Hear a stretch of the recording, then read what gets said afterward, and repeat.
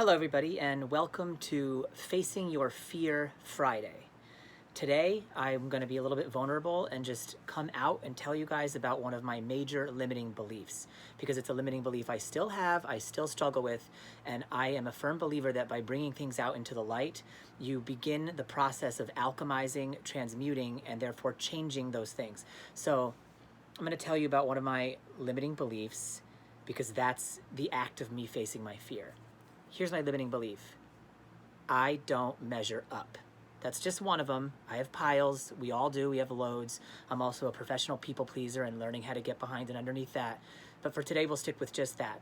I don't measure up. Okay? Now, I know in my mind that that isn't true. And I have family and friends who reflect back to me sometimes that that isn't true, if I can stop to think about it. But here's the thing.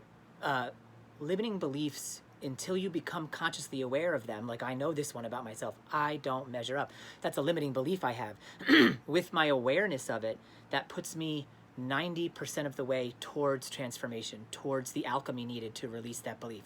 So, two things I want to talk about is one, how can you discover what your limiting beliefs are, because that's 90% of the process. And then step two is how you can alchemize them. So first things you need to know about limiting beliefs.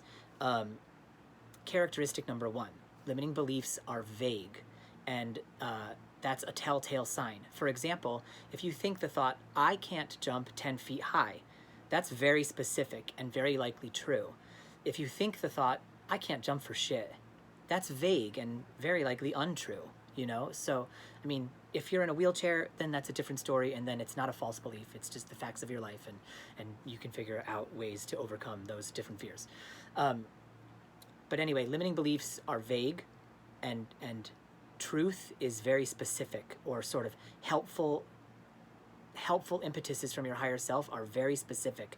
They are practical and they are actionable directions that you get from your higher mind. So when you're feeling something from your mind that's vague and not actionable and just makes you feel a certain way, that's not coming from your higher self. That's coming from your ego. That's coming from what you learned from culture, and it's called a false belief or a limiting belief.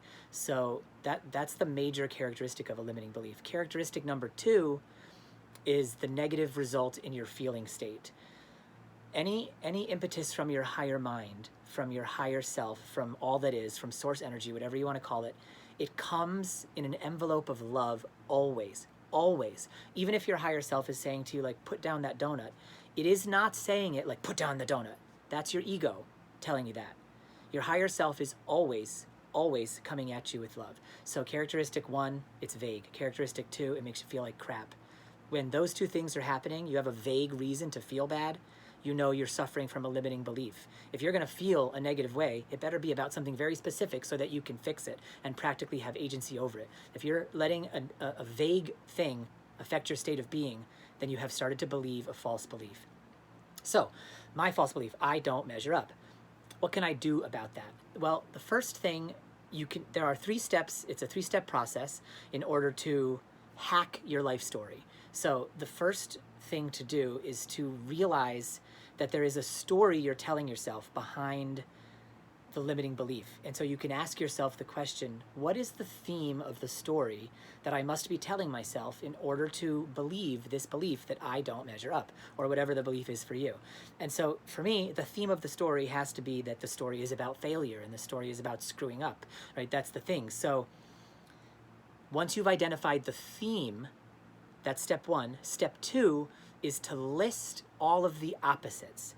So you take some time, get a pad and a paper, or use a computer if you need to, and write down literally from the time that you, as far back as you can remember, write down as many things that are an opposite, that are counter to the theme of the story that you have identified that you're telling yourself. So in my case, if my theme is failure and screwing up, then I'm going to list all the times I won an award, all the times someone praised me, all the times I got an A, everything I can possibly think of to counter the false belief that I'm always failing and always screwing up, and therefore that I don't measure up. So step one, identify the theme of your false story. Step two, literally in real time with a pen or whatever, list the opposites. List them all out. Once you have listed out the opposites, flip the page and write for yourself 2 paragraphs. It doesn't have to be that long, but write a new story. Retell your life story from the beginning, and don't go into too much detail. Just pick that list of opposites and write one sentence about each one in such a way that you're retelling yourself a story about you as the opposite of what that previous theme was. Because here's the paradox. Both stories are true. What do I mean by that? I don't mean that it's true that I don't measure up. What I mean is, whatever the incidents are in my life where I failed in the past and where I screwed up in the past, those are true incidences. They're real and they happened. And all of the instances where I had a victory or a triumph, those are true and they also happened. So both things are true. Both things are a story you can tell yourself. So the point I'm getting at here is that you can choose which type of story you want to be telling in your mind all the time. I'm not saying you delude yourself and you say, I'm going to pretend I'm not a failure when I am a failure. That's, again, just mind trash. That's another false belief, because no one is inherently a failure. That's just not how creation works. If you're here, if you've been created, then you have a purpose and you can strive towards something, and you can always find what that inner purpose is anytime you want. DM me for details on anything that I move through too fast, and I will dive in with you guys. But anyway, because both things are true, you have the empowered choice to then throw away your victim story and replace it with your hero story. But the only way you can do that is by having full awareness of what your victim story is or was and feeling your way through it. So you could add a step right before the listing of the opposites if you want to. Let's call this step 1A. Step 1A would be like, list the truths of your theme. So you can see what the victim story looks like and you can see what the hero story looks like. And then you have all of it brought into full awareness in your mind. And you can look at them both and then say, what was I thinking? I have just as many of these as I do of these. Like, why am I choosing to tell myself this story when it's not true? It's not the whole story. But you've been living your whole life telling yourself a partial story and you've been doing just fine. So there's no reason you can't go forward today telling yourself also only a partial story to empower yourself, to level up and to go faster and forward and to accelerate to whatever it is that you want to do next. So if you guys feel called, go to the comments below or go to the DMs and confess one of your limiting beliefs, one of your biggest fears. And that will start the process. You will be surprised by how that starts the process of beginning for you to alchemize it.